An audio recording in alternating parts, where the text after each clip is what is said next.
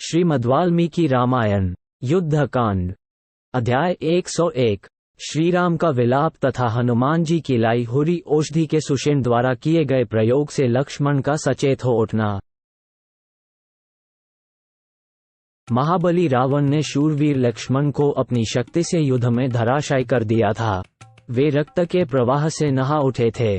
ये देख भगवान श्रीराम ने दुरात्मा रावण के साथ घोर युद्ध करके बाण समूहों की वर्षा करते हुए ही सुषेण से इस प्रकार कहा। ये वीर लक्ष्मण रावण के पराक्रम से घायल होकर पृथ्वी पर पड़े हैं और चोट खाए हुए सर्प की भांति छटपटा रहे हैं। इस अवस्था में इन्हें देखकर मेरा शोक बढ़ता जा रहा है। ये वीर सुमित्रा कुमार मुझे प्राणों से भी बढ़कर प्रिय हैं। इन्हें लहूलुहान देखकर मेरा मन व्याकुल हो रहा है। ऐसी दशा में मुझमें युद्ध करने की शक्ति क्या होगी? ये मेरे शुभलक्षण भाई जो सदा युद्ध का हौसला रखते थे, यदि मर गए तो मुझे इन प्राणों के रखने और सुख भोगने से क्या प्रयोजन है? इस समय मेरा पराक्रम लज्जित सा हो रहा है। हाथ से धनुष खिसकता सा जा रहा है। मेरे सायक शिथिल हो रहे हैं और नेत्रों में आंसू भर आए हैं। जैसे स्वप्न में मनुष्यों के शरीर शिथिल हो जाते हैं, वही दशा मेरे इन अंगों की है। मेरी तीव्र चिंता बढ़ती जा रही है और दुरात्मा रावण के द्वारा घायल होकर मार्मिक आघात से अत्यंत पीड़ित एवं दुखातुर हुए भाई लक्ष्मण को कराहते देख मुझे मर जाने की इच्छा हो रही है। श्री रघुनाथ जी बाहर विचरने वाले प्राणों के समान प्रिय भाई लक्ष्मण को इस अवस्था में देख महान दुख से व्याकुल हो गए, चिंता और शोक में डूब गए। उनके मन में बड़ा विषाद हुआ। इंद्रियों में व्याकुलता छा गई और वे रणभूमि की धूल में घायल होकर पड़े हुए भाई लक्ष्मण की ओर देखकर विलाप करने लगे। शूरवीर, अब संग्राम में विजय भी मिल जाए तो मुझे प्रसन्नता नहीं होगी। अंधे के सामने चंद्रमा अपनी चांदनी बिखेर दे तो भी वे उसके मन में कौन सा आह्लाद पैदा कर सकेंगे? अब इस युद्ध से अथवा प्राणों की रक्षा से मुझे क्या प्रयोजन है? अब लड़ने भिड़ने की कोई आवश्यकता नहीं है। जब संग्राम के मुहाने पर मारे जाकर लक्ष्मण ही सदा के लिए सो गए, तब युद्ध जीतने से क्या लाभ है? वन में आते समय जैसे महातेजस्वी लक्ष्मण मेरे पीछे पीछे चले आए थे, उसी तरह यमलोक में जाते समय मैं भी इनके पीछे पीछे जाऊंगा। हाय, जो सदा मुझमें अनुराग रखने वाले मेरे प्रिय बंधुजन थे, छल से युद्ध करने वाले निशाचरों ने आज उनकी ये दशा कर दी।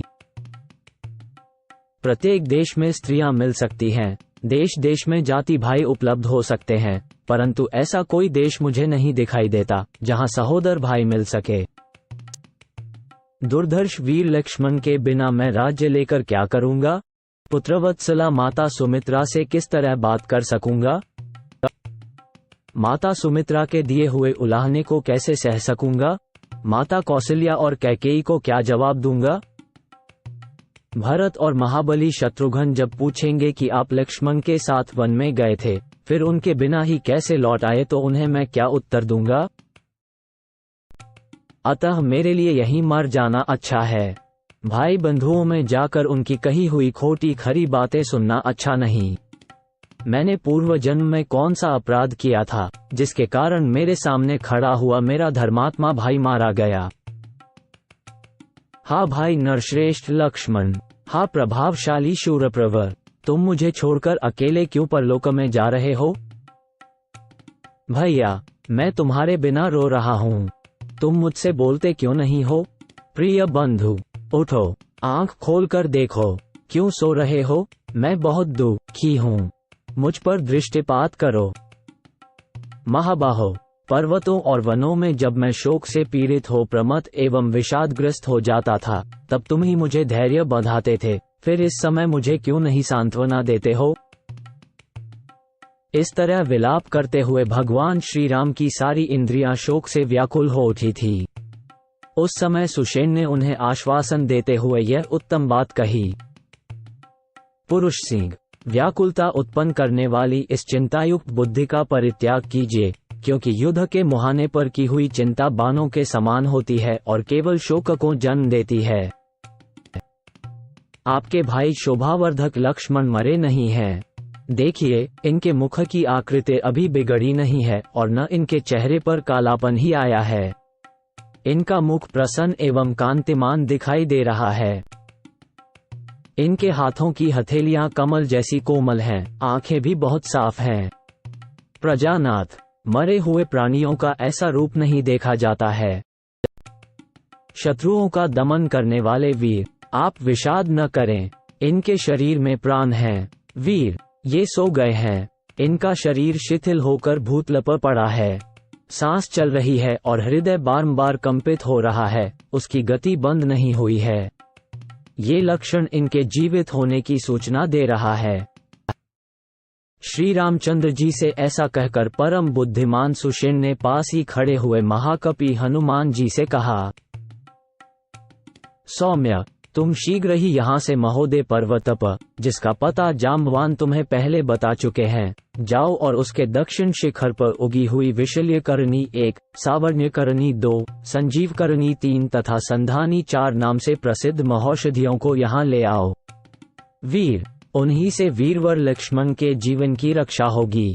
30-32। उनके ऐसा कहने पर हनुमान जी औषधि पर्वत महोदयगिरी पर गए, परंतु उन महौषधियों को न पहचानने के कारण वे चिंता में पड़ गए। इसी समय अमित तेजस्वी हनुमान जी के हृदय में यह विचार उत्पन्न हुआ कि मैं पर्वत के इस शिखर को ही ले चलूं। इसी शिखर पर वह सुखदायिनी औषधि उत्पन्न होती होगी, ऐसा मुझे अनुमानतः ज्ञात होता है, क्योंकि सुषेण ने ऐसा ही कहा था।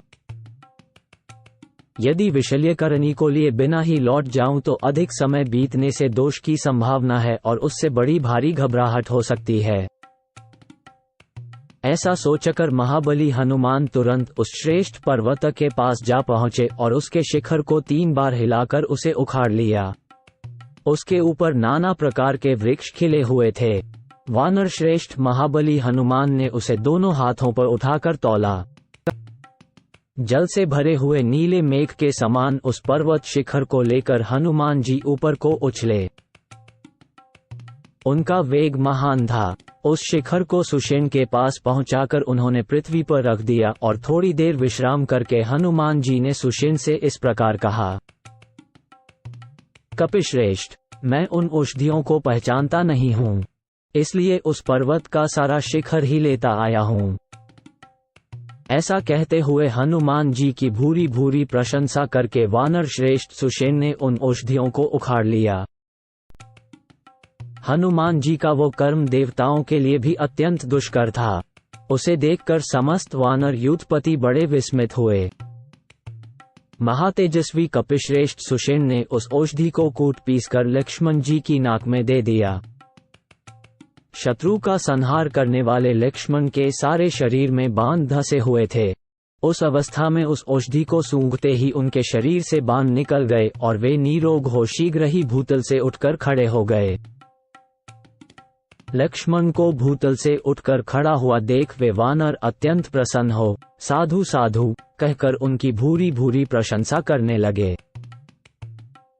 तब शत्रुवीरों का संहार करने वाले भगवान श्री राम ने लक्ष्मण से कहा, आओ आओ। ऐसा कहकर उन्होंने उन्हें दोनों भुजाओं में भर लिया और गाढ़ आलिंगन करके हृदय से लगा लिया।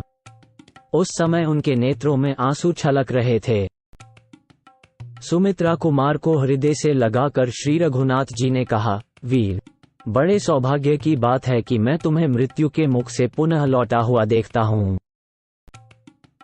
तुम्हारे बिना मुझे जीवन की रक्षा से, सीता से अथवा विजय से भी कोई मतलब नहीं है। जब तुम ही नहीं रहोगे तब मैं इस जीवन को रखकर क्या करूंगा।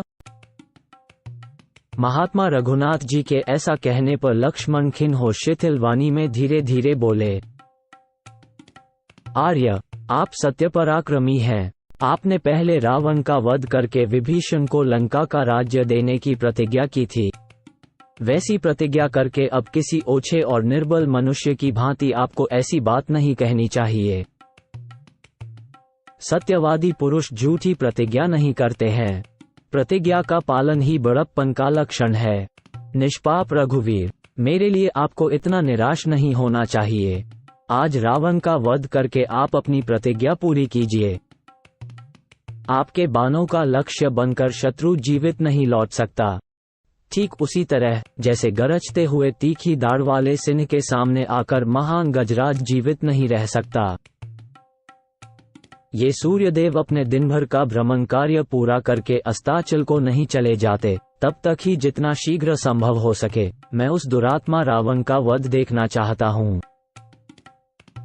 आर्य वीरवर, यदि आप युद्ध में रावण का वध करना चाहते हैं, यदि आपके मन में अपनी प्रतिज्ञा के पूरी करने की इच्छा है तथा आप राजकुमारी सीता को पाने की अभिलाषा रखते हैं, तो आज शीघ्र ही रावण को मारकर मेरी प्रार्थना सफल करें।